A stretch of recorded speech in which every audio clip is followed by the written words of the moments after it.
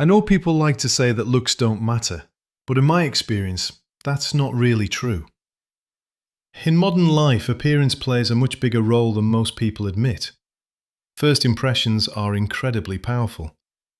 When you meet someone for the first time, you don't know anything about their personality, so you naturally judge them based on how they look.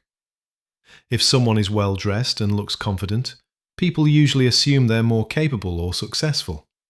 It may not be fair, but it happens all the time. I've also noticed this in everyday situations. For example, in shops or restaurants. People who look more attractive or professional often get better treatment. They are spoken to more politely, and people seem more willing to help them. It's not always intentional, but appearance clearly influences behaviour. Social media has made this even stronger. Platforms like Instagram and TikTok are based on images, so people who look good often get more attention, more followers, and more opportunities. In a way, looks have become part of success in the online world.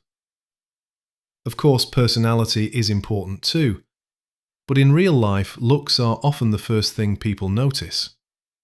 And in many cases, that first impression decides how you're treated. So I'd say looks do matter in modern life, probably more than we'd like to admit.